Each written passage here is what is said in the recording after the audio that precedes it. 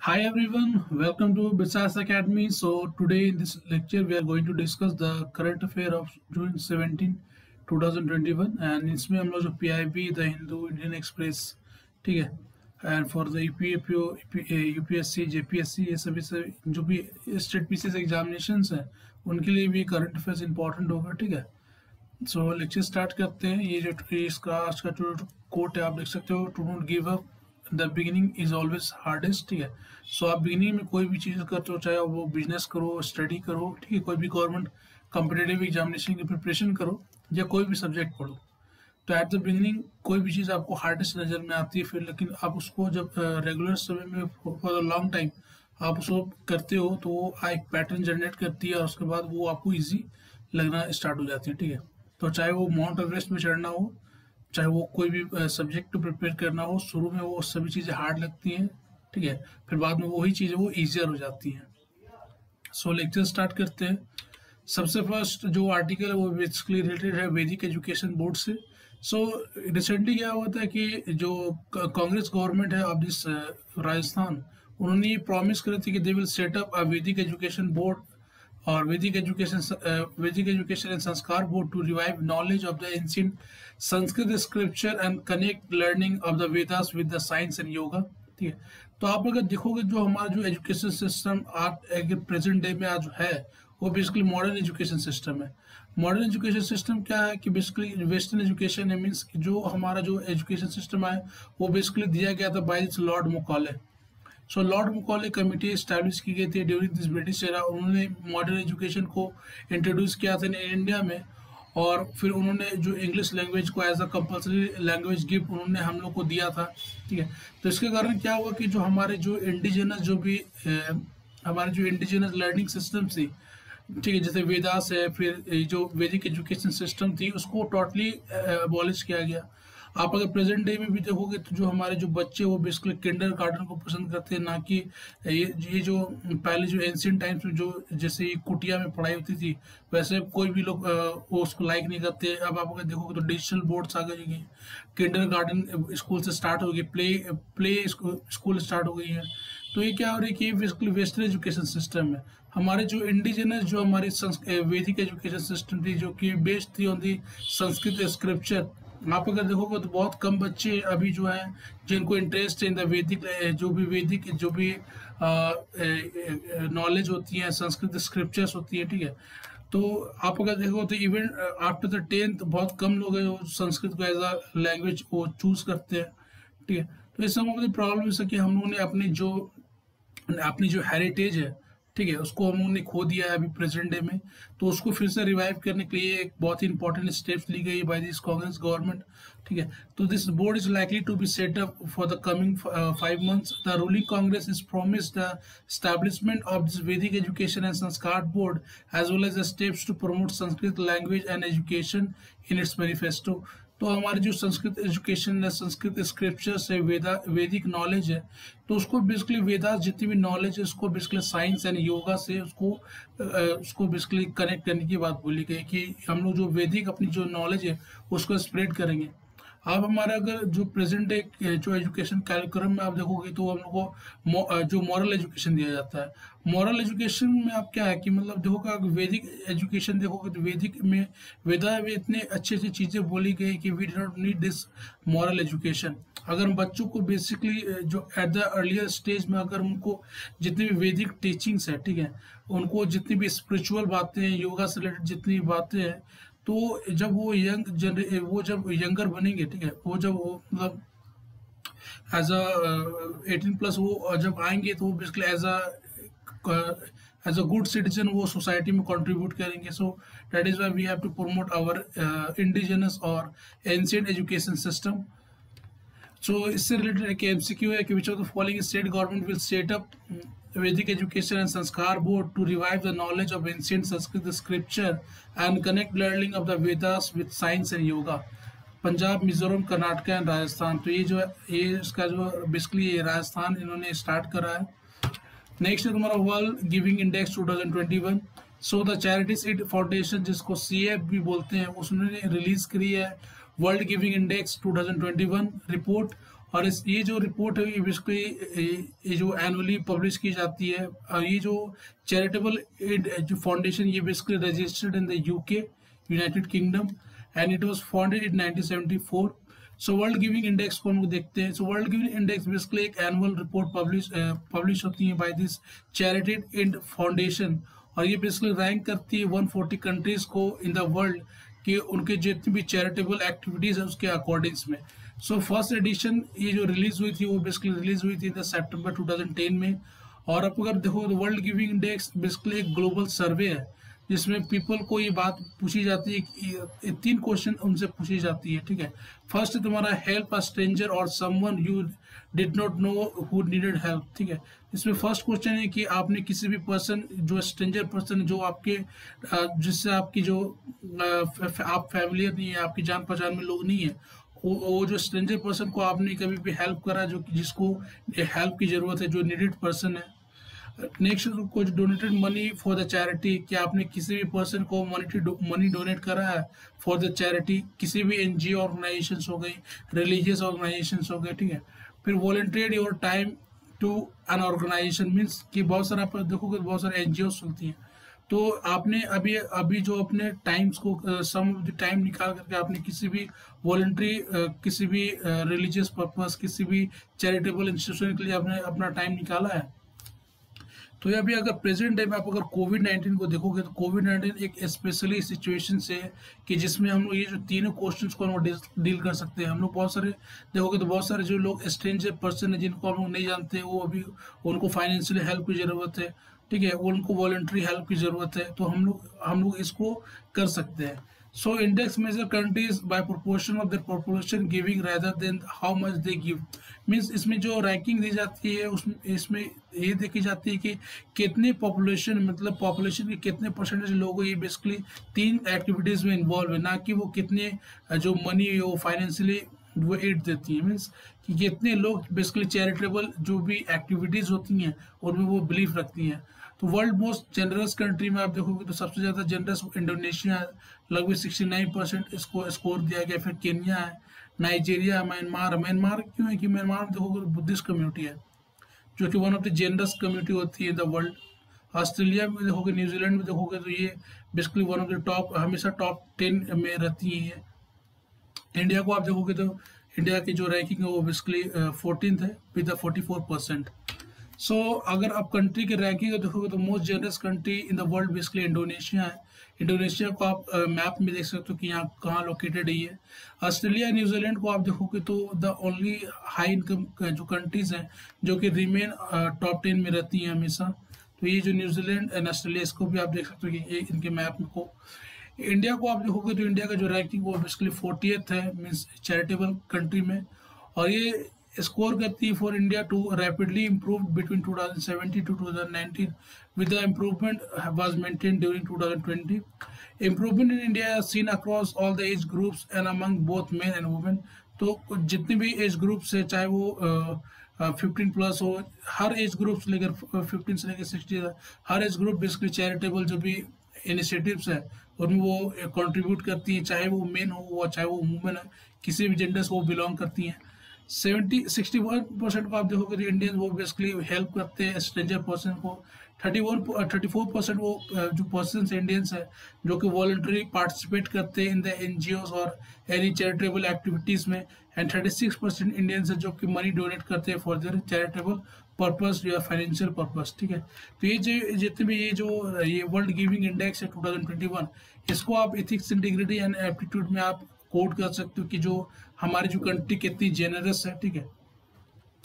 Next इसी से related MCQ है कि World Giving Index 2021 report recently seen in the news is released by Charitable Aid Foundation, World Economic Forum, Amnesty International and none of the above. तो ये basically release की जाती है by the Charities Aid Foundation, और ये जो World Economic Forum है, Amnesty International है, ये बेसिकली क्या काम करती हैं इसको आप देख सकते हो।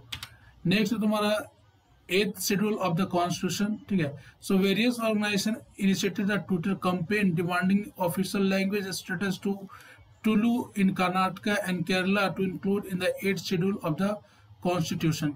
तो आप देख सकते हो कि which of the following is not included in the 8th schedule of the constitution, Tamil, Gujarat, Nepali and Bhojpuri. इसमें जो आंसर है भोजपुरी है, भोजपुरी मेंशन नहीं है, तो मैंने केबीसी का 10,000 रुपये का चेक जीता है। So constitutional provision related to 8th schedule. So constitution में आप देखोगे तो जो हमारा जो 8th शेड्यूल है वो बेसिकली डील करती है विद द ऑफिशियल लैंग्वेजेस, और इसमें जो ऑफिशियल लैंग्वेजेस से रिलेटेड जो भी 2 आर्टिकल्स वो बेसिकली आर्टिकल 344A है, 351A है। आप अगर 351 आर्टिकल को देखोगे तो ये बेसिकली बोलती है कि the constitution provide that it shall be the duty of the union to promote the spread of Hindi language, to develop it as a medium of expression for the assimilating without interfering with its genus, form, style and expression used in the Hindustani and the other language of India as specified in the 8th schedule। तो इसमें ये बात बोली गई कि union government के पास ये responsibility होती है कि वो बेसिकली हिंदी को जो लैंग्वेज इसको प्रमोट करे एज अ ऑफिशियल लैंग्वेज और as a medium of expression between the all throughout the country. जिसके आप अगर देखोगे तो बहुत सारे जो साउथर्न स्टेट्स हैं वो बेसिकली हिंदी को एक्सेप्ट नहीं करते एज अ ऑफिशियल लैंग्वेज, तो उसके कारण बहुत सारे डिबेट्स चले in the post independence India में कि हमारी जो ऑफिशियल लैंग्वेज क्या क्या होनी चाहिए। पहले हिंदी को एक्सेप्ट किया गया था, बाद में इंग्लिश को भी एक्सेप्ट किया, क्योंकि बहुत सारे जो साउथर्न स्टेट्स हैं वो बेसिकली उसको एक्सेप्ट नहीं करते।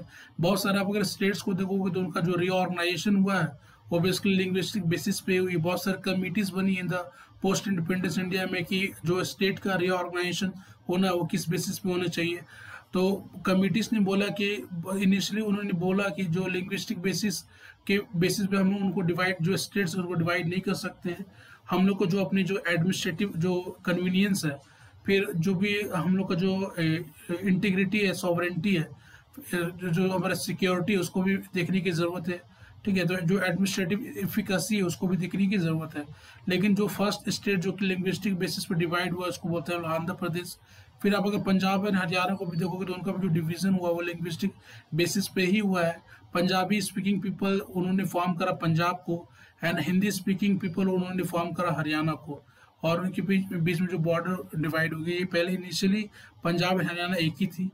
ठीक है, सो जो लिस्ट ऑफ अवर लैंग्वेज जो कि 8th शेड्यूल में आप देखोगे तो बेसिकली 8th शेड्यूल में कंसिस्ट है लगभग 22 लैंग्वेजेस, जिसमें आसामीज, बंगाली, गुजराती, हिंदी, कन्नड़, कश्मीरी, कोंकणी, मलयालम, मणिपुरी, मराठी, नेपाली, ओडिया, पंजाबी, संस्कृत, सिंधी, तमिल, तेलुगु, उर्दू, बोडो, संथाली, मैथिली एंड डोंगरी।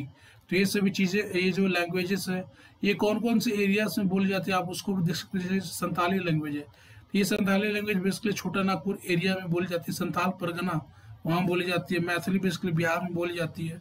सो ये सब कौन कौन एरिया में कौन कौन से लैंग्वेज बोली जाती है उसको आप देख सकते हैं। जैसे सिंधी है, सिंध एरिया में बोली जाती है। नेपाली नेपाल एरिया में बोली जाती है। मराठी महाराष्ट्र एरिया में। So of this language basically देखोगे तो 14 were initially included in the constitution, और बाद में बहुत सारे लैंग्वेजेस को ऐड किया गया। जैसे सिंधी लैंग्वेज को ऐड किया गया इन 1967 में, और उसके बाद आप अगर लैंग्वेजेस देखोगे जैसे कोंकणी, मणिपुरी, नेपाली है, इसको बेसिकली ऐड किया गया इन 1992 में। एंड अदर लैंग्वेजेस देखो जैसे बोडो, डोंगरी है, मैथिली है, संथाली है, इसको बेसिकली ऐड किया गया इन 2004 में। ठीक है, तो नेक्स्ट जो इससे रिलेटेड एक क्वेश्चन है, एमसीक्यू है कि which of the following language is listed in the 8th schedule of the constitution of India. First है तुम्हारा डोंगरी, सेकंड है मैथिली, थर्ड है भोजपुरी। तो करेक्ट आंसर बताना आपको। ए है पहला 1 and 3, बी है 1 and 2, C 2 and 3 and D 1, 2, 3। तो आपने जैसे आप अगर देखा होगा भोजपुरी कोई भी लैंग्वेज जो कि 8th शेड्यूल में मेंशन नहीं है। आप यहाँ केबीसी में भी देखोगे तो जिसमें बात पूछी गई कि which of the language do not included in the 8th schedule of the constitution, Tamil, Gujarati, Nepali and Bhojpuri.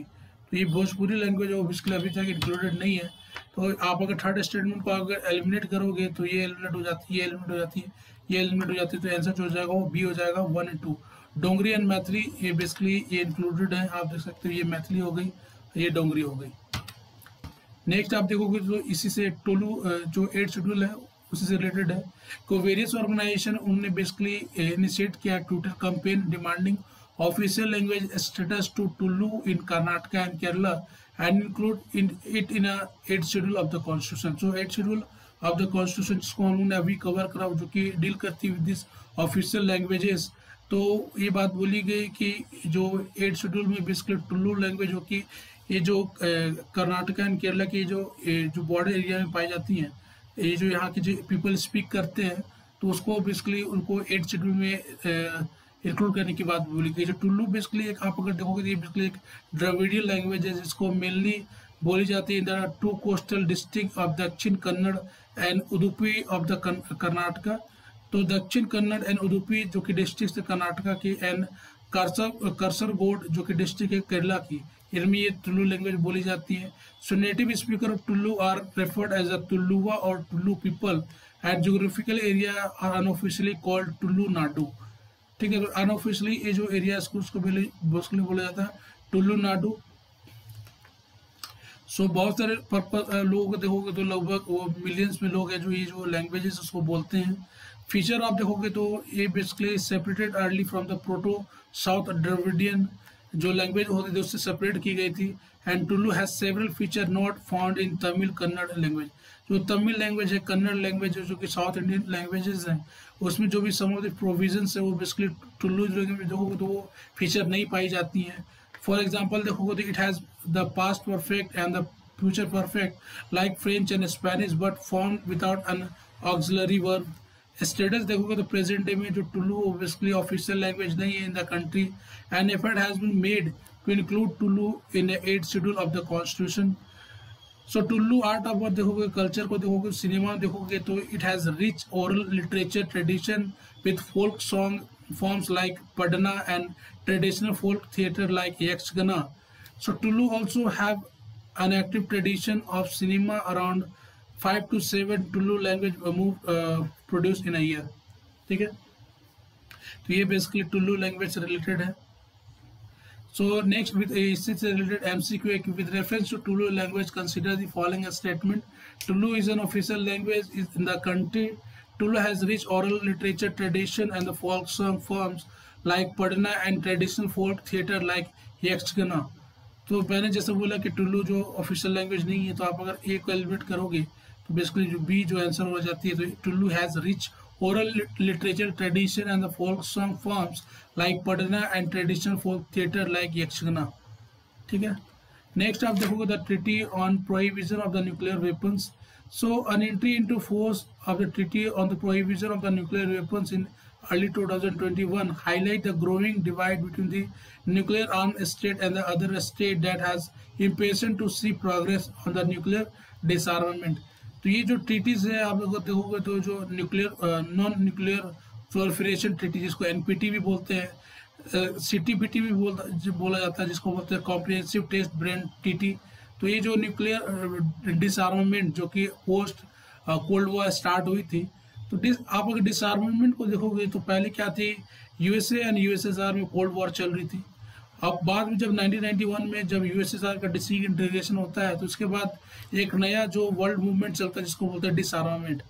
सो डिसआर्मामेंट में क्या होता है कि जितने भी न्यूक्लियर वेपन्स है उसको बेसिकली हटा देने की या टोटली उनको एबॉलिश करने की बात बोली जाती है। तो बहुत सारे आप कंट्रीज में देखोगे जैसे USA एंड रशिया जो कि बाद में USSR से टूट करके रशिया बनी, तो रशिया एंड USA ने बहुत सारे ट्रीटी साइन करी कि जितने भी न्यूक्लियर जो भी वेपन्स है उसको हम लोग को रिड्यूस करने की जरूरत है। आप देखोगे तो इन कंट्री के पास जो न्यूक्लियर वेपन्स जो थे इनके पास स्टॉक वो बहुत ही हाई थे, तो उनको बेसिकली कम करने की बात बोली गई थी। सो आप अगर ट्रीटी देखोगे the treaty on prohibition of the nuclear weapon जिसको also known from the nuclear weapon ban treaty जिसको NPT भी बोलते हैं। So it is first legally binding international agreement to comprehensively prohibit nuclear weapon with a total of the leading toward their total elimination। तो ये basically total elimination की बात करते हैं of this nuclear weapons को।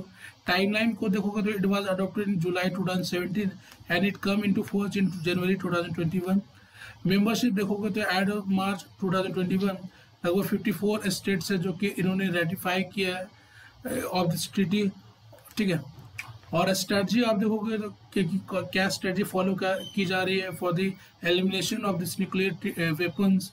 सो for those nation that has party to it, the treaty prohibit the development, testing, production, stockpiling, stationing, transfer, use and threat of use of the nuclear weapon, as well as assistance and encouragement to the prohibit activities. ठीक है, तो ये सभी चीज़ें हैं. जैसे कोई भी नेशन है उसको अगर कोई भी अगर इस एनपीटी उन्होंने अगर साइन करा तो वो बेसिकली अपनी जो भी टेस्टिंग फैसिलिटीज़ है उनका प्रोडक्ट न्यूक्लियर वेपन को प्रोडक्शन नहीं कर सकते, उनका स्टॉक पाइलिंग नहीं कर सकते. कोई भी अदर कंट्रीज उनको वो इनिशियल उनको हेल्प नहीं कर सकते हैं टू मेक न्यूक्लियर वेपन्स.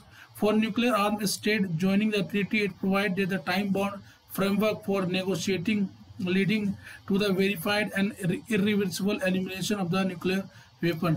तो बेसिकली ये जितने भी न्यूक्लियर वेपन जो भी अगर कंट्री जिन्होंने बेसिकली जो न्यूक्लियर वेपन कंट्रीज हैं और उन्होंने एनपीटी को साइन करा है, वो बेसिकली उनका जो ये काम है कि वो नेगोशिएशन करे, उनको टाइमली वेरीफाइड करे और वो उनको जितने भी न्यूक्लियर वेपन है उनको बेसिकली धीरे धीरे और उनको बेसिकली एलिमिनेट करे. तो आप अगर देखोगे तो जो बायोलॉजिकल वेपन्स होती है उसको बेसिकली टोटली एलिमिनेट करने की बात बोली गई है कि कोई भी वॉरफेयर होगा उसमें कोई भी बायोलॉजिकल जो भी वेपन्स होते हैं उसको यूज़ नहीं किया जाना है. और अब ये बात चल रही है for the nuclear weapons. So need for treaty को आप देखोगे तो न्यूक्लियर प्रोलिफरेशन ट्रीटी जिसको बोलते हैं एनपीटी, वो बेसिकली 1968 में contain only partial prohibition, and nuclear weapon free zone treaties prohibit nuclear weapon only with certain geographical area. ठीक है, तो ये बेसिकली सिप्री की सोर्सेस है. तो इसी से रिलेटेड एक एमसीक्यू है कि with reference to treaty on prohibition of nuclear weapon consider the following statement. Is it not legally binding international agreement? All United Nation members countries have ratified और acceded the treaty. ठीक है, तो इसमें आप देखोगे तो ऑल यूनाइटेड मेंबर की जो मेंबर की कंट्रीज है उन्होंने रेटिफाई नहीं करा है. तो इस जो आप अगर देखोगे सेकंड को एलिमिनेट करोगे तो ये इसका आंसर हो जाएगा ए. नेक्स्ट है तुम्हारा SIPRI year book 2021. So Stockholm International Peace research Institute, जिसको सिप्री भी बोला जाता है, उन्होंने लॉन्च किया है finding of SIPRI year book 2021 with assess the current state of armament, disarmament and international security. तो ये basically armament, डिसआर्मामेंट and international security से रिलेटेड हर साल एक रिपोर्ट पब्लिश करती है. तो 9 न्यूक्लियर आर्म स्टेट्स को आप देखोगे जैसे US, Russia, UK, France, China, India, Pakistan, Israel, north Korea together possess an estimated 13,080 nuclear weapons at the start of 2021. Russia and US together possess 90% of the global nuclear weapon. Means Russia and US, जैसे मैंने बोला कि during this cold war Russia and US उन्होंने बहुत सारे weapons को उन्होंने generate करा था, उन्होंने फॉर्म करा था. लेकिन after the 1991 Soviet union disintegration, ये जो कोल्ड वॉर बेसिकली एंड होती हैं और उसके बाद डिसआर्मामेंट स्टार्ट होती हैं. तो अभी भी आप देखोगे तो रशिया एंड यूएस वो लगभग 90% of the global nuclear weapons को पोजेस करती है. India possess an estimated 156 nuclear weapon and warhead in the 2021. और आप अगर देखोगे तो पाकिस्तान वो पोजेस करती है लगभग 165. चाइना न्यूक्लियर आर्सेनल आप देखोगे तो वो बेसिकली 350 वो पहले वो करती थी, अब अगर 320 हो चुकी हैं. ठीक है, 2020 में. तो कितने कितने कंट्रीज जैसे यूएसए आप देख सकते हो. ठीक है, तो ये जो ये इसमें 2 कैटेगरी होती है, डिप्लॉयड होती हैं एंड अदर वार्स होती हैं. तो आप यूएस, रशिया, चाइना, इंडिया देख सकते हो. ठीक है, ये आप अगर देखोगे तो 9 nuclear arm state basically together possess करती हैं लगभग 13,080 न्यूक्लियर वेपन्स. ठीक है, और इसमें ये बात बोली गई कि this mark the decrease from the 13,400 possess at the beginning of 2020. सो 2020 में आप देखोगे तो लगभग जो वेपन्स थी वो 13,400 थी और वो रिड्यूस होकर 13,080 हो चुकी है. इसका मतलब क्या कि जितने भी न्यूक्लियर कंट्रीज हैं वो अपनी जितने भी न्यूक्लियर आर्मामेंट है उसको रिड्यूस कर रही हैं. Despite the overall decrease, the estimated number of nuclear weapon currently deployed with operational forces increase to 3,825 से फ्रॉम 3,720. पहले क्या होता है कि लगभग 3,720 जो भी न्यूक्लियर वारहेड थी वो बेसिकली एक्टिव नहीं थी, लेकिन अब अगर देखोगे तो जो एक्टिव जो न्यूक्लियर वारहेड्स हैं वो बेसिकली उनके जो डिजिट्स वो इंक्रीज हो चुकी हैं। पहले 3720 थी, अब लगभग 3825 हो चुकी हैं।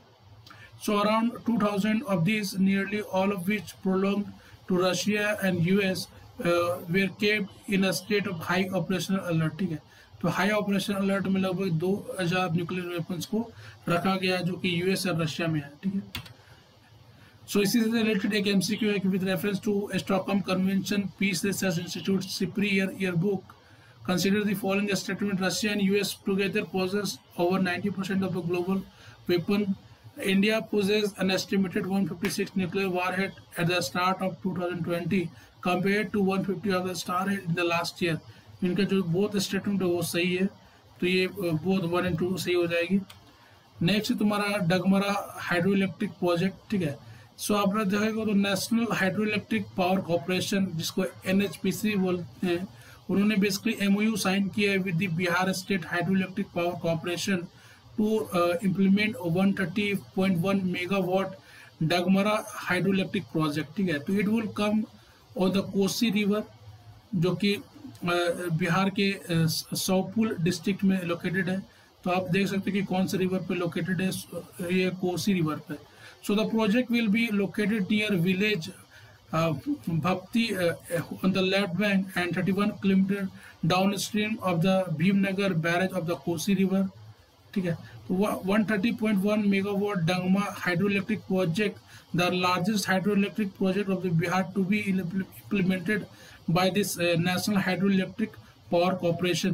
तो ये बिहार की सबसे बड़ी हाइड्रो इलेक्ट्रिक पावर ये प्रोजेक्ट होंगी। बिहार में आप देखोगे तो there is always continuous problem of this flood. तो क्या होता है, फ्लड के कारण जो हर साल यहाँ बहुत सी डिवास्टेशन होती है। तो अभी क्या है कि हम लोग अगर मान लो अगर हम लोग ये हाइड्रो इलेक्ट्रिक प्रोजेक्ट बनाते हैं तो इसके कारण क्या हो सकता है कि हम लोग डैम बनाएंगे, उसमें पानी को स्टोर करेंगे, तो इससे इलेक्ट्रिसिटी भी जनरेट होगी और जो फ्लड की जो प्रॉब्लम होती है वो भी चेक हो जाएंगी। So national hydro electric power जो पावर कॉर्पोरेशन है लिमिटेड, उन्होंने बेसिकली कैटेगरी ए ये बेसिकली मनी रत्न कंपनी। ठीक है, सो आप अगर देखो तो कंपनी को बहुत सारे कैटेगरी में डिवाइड किया जाता है, जैसे मनी रत्ना 9 रत्ना होती हैं बेस्ड ऑन देयर प्रॉफिट। तो ये जो national hydro electric power corporation है ये basically category A Miniratna company है जो कि ministry of power government of India में आती है, जो कि काम करती है in the field of hydro power. Currently आप देखोगे तो there is 24 operational power station है जो कि total installed capacity with the 7071 megawatt की है। इसको फाउंड किया गया था 1975 में, और इसका अगर हेडक्वार्टर आप देखोगे तो ये बेसिकली फरीदाबाद हरियाणा में है। इसी से रिलेटेड एक MCQ है कि Dangmara hydro electric project recently seen in the news would come up in which of the river, Kosi, Krishna, Yamuna, Narmada. तो ये बेसिकली कोसी रिवर पर है। ठीक है, नेक्स्ट तुम्हारा नॉर्थ अटलांटिक ट्रीटी ऑर्गेनाइजेशन जिसको नाटो भी बोलते हैं। So in a summit statement in Brussels, NATO leaders have declared China a constant security challenge and said Chinese are working to undermine global order. ठीक है, सो इसमें जो NATO allies है उसको देखने की जरूरत है कि नाटो में नॉर्थ अटलांटिक ट्रीटी ऑर्गेनाइजेशन में कौन कौन कंट्रीज आती हैं। सो नाटो बेसिकली इसको नॉर्थ अटलांटिक अलायंस भी बोलते हैं, नॉर्थ अटलांटिक ट्रीटी ऑर्गेनाइजेशन भी बोलते हैं। इनका ऑब्जेक्टिव को आप देखोगे तो it is an international military alliance, एक मिलिट्री ऑर्गेनाइजेशन है जो कि between north America and European countries. It constitutes a system of collective defense whereby independent member states agree on the mutual defense in response to attack of any external party। तो अगर कोई भी party अगर NATO allies के ऊपर अगर कोई भी अटैक करती है तो ये माना जाएगा कि उन्होंने ये जो अलाइज है नाटो अलाइज उनके ऊपर अटैक कर दिया और वो फिर कलेक्टिवली वो स्टेट से वो डील करेंगे। इसका आप हेडक्वार्टर देखोगे तो ये ब्रुसेल बेल्जियम में है। अगर supreme headquarter allied power Europe को आप देखोगे तो ये बेसिकली एक हेडक्वार्टर ऑफ दिस नाटो है जो कि ठीक है NATO allied command operation, and 1967 it has been located in the north of Belgium city. So origin आप देखोगे तो alliance is based on North Atlantic treaty that was signed in 1949 and it was formed as an alliance of European and North American countries after the World War II as a bulwark against the Russian aggregation. So ये Russia जो कि USSR पहले थी उसके aggregation को in the European countries को control करने के लिए नाटो कंट्री के नॉर्थ अटलांटिक ट्रीटी ऑर्गेनाइजेशन को साइन किया गया था. सो ऑरिजिन को आप देखोगे तो alliance is based on the North Atlantic treaty that was sign in 1949 and form as a alliance for the European and North American countries. And members को आप देखोगे तो इट हैज लगभग 30 मेंबर्स जो कि मोंटेगेरो में लगभग बहुत सारे अदर कंट्रीज ने भी ज्वाइन करा है. ठीक है, लगभग 2020 में आप देखोगे तो नॉर्थ मैसिडोनिया इसको ज्वाइन करा था. फिर 13 मेंबर कंट्रीज में आप देखोगे तो 2 are located in the North America जैसा कनाडा एंड यूएसए. फिर 28 कंट्रीज को आप देखोगे तो जो कि यूरोपियन कंट्रीज है. एंड तुर्की एक ऐसी कंट्रीज है जो कि यूरोप एंड एशिया दोनों में आती है. सो सब अगर तुर्की के आपके जोग्राफी को आप देखोगे तो उनके सम पोर्शन यूरोप में भी आते हैं एंड सम पोर्शन एशिया में भी आते हैं. सो जो फॉर्मर सोवियत यूनियन थी जो कि जिसमें एस्टोनिया, लात्विया एंड लिथुआनिया वो भी नाटो के मेंबर है. ठीक है, सो नाटो से रिलेटेड एक एमसीक्यू है कि with reference to North Atlantic treaty organisation consider the following statement. It is an intergovernmental military alliance between the North America and European countries. The former Soviet state Estonia, Latvia and Lithuania is also member of NATO and its headquarters is located in London. तो इसमें कौन सा statement आप इसको comment करके बताना. ठीक है, नेक्स्ट आप देखोगे तो United Nation convention to combat desertification जिसको UNCCD भी बोलते हैं. सो रिसेंटली क्या हुआ कि प्राइम मिनिस्टर नरेंद्र मोदी ने बेसिकली डिलीवर किया है keynote address to UN at high-level dialogue on desertification, land degradation and drought. He spoke at the open segment in his capacity as the president of 40th session of the Conference of Party of the United Nations Convention to Combat Desertification. So in the last 10 years, around 3 million hectares of the forest cover added in India. ठीक है, तो लगभग forest cover जो है वो basically हम लोग लगभग 10 एरियाज में हम लोगों ने उनको इंक्रीज करा है by this 3 million hectare, enhancing the combined forest cover at almost 1/4 of the country. तो आप अगर देखोगे तो we have to cover 33% of our country की जितनी भी जोग्राफिकल एरिया को एज अ फॉरेस्ट कवर अभी 1/4 कवर हो चुकी है. India is on a track to achieve its national commitment of land degradation neutrality. So इसमें एक कंसेप्ट है जिसको बोलते हैं LDN, जिसको बोलते हैं लैंड डिग्रेडेशन न्यूट्रलिटी. जितनी भी लैंड जो डेजर्टिफिकेशन के कारण जो उनकी जो भी वैल्यूज है, इकोनॉमिक वैल्यूज है और उनका जो भी वैल्यू वो डिग्रेड हो रहा है उसको न्यूट्रल करने की ज़रूरत है. India is also working towards restoring 26 million hectare of the degraded land by 2030. तो हम लोगों ने एक एम रखा है कि 26 मिलियन हेक्टेयर है उसको जो भी डिग्रेडेड लैंड है उसको हम लोग को फिर से रीस्टोर करना है by this 2030. And this will achieve an additional carbon sink of 2.5 to 3 billion ton of the carbon dioxide. क्योंकि अगर आप देखो जो डिग्रेडेड लैंड है उसको हम अगर फॉरेस्ट कवर करेंगे तो जो भी कार्बन सिंक होती है मीन्स कि जो भी कार्बन जो भी जनरेट होती है उसको बेसिकली हम लोग फिर से एटमॉस्फेयर से हटा देंगे और ये बेसिकली 2.5 से लेके 3 billion ton of carbon dioxide होगी. ठीक है, इसको बेसिकली कार्बन फुटप्रिंट भी बोला जाता है. So he give an example of Bani region in the Ran of Kutch, Gujarat. बानी रीजन को आप देख सकते हो जो कि गुजरात में पाई जाती है. बेसिकली एक to illustrate how restoration of the land can start a vicious cycle of good soil health, increase land productivity, food security and the improved livelihood. तो ये जो Banni region of the Rann of Kutch जो कि गुजरात में लोकेटेड है तो उसमें जो भी रिस्टोरेशन की जो भी लैंड रिस्टोरेशन की जो भी एक्टिविटी स्टार्ट की गई जिसके कारण जो वहाँ की जो लैंड की प्रोडक्टिविटी इंक्रीज हुई है, वहाँ की जो भी फूड सिक्योरिटी है वो जो फूड सिक्योरिटी के जो चैलेंजेस है उसको सॉल्व किया गया है, वहाँ के जो लोग उनको लाइवलीहुड दी गई है. तो ये सभी इंपॉर्टेंट देख सकते हो कि ये जो बानी रीजन आप देख सकते हो कि यहाँ कहाँ लोकेटेड है. So United Nation convention to combat Desertification को आप देखोगे जिसको UNCCD भी बोला जाता है. So it is the first and only international legally binding framework to set up address the problem of desertification. तो ये बेसिकली एक लीगली बाइंडिंग ट्रीटी है, ओनली लीगली बाइंडिंग ट्रीटी है जो कि डील करती है प्रॉब्लम ऑफ डिजर्टिफिकेशन. ये बेसिकली 1992 में एक मीटिंग हुई थी इसको बोलते हैं United nation conference on environment and development UNCED. और इसको रियो अर्थ समिट भी बोला जाता है, रियो समिट भी बोला जाता है, जो कि 1992 में ब्राज़ील में हुई थी। ठीक है, तो इसमें बहुत सारे आप देखोगे तो United Nation convention to combat desertification हुई थी, United Nation framework convention to climate change हुई थी। ठीक है, United Nation convention to protect biodiversity वो भी हुई थी। सो 1996 में देखोगे तो it was ratified in December 1996 and then come into force and secretariat आप देखोगे तो बोन जर्मनी में है।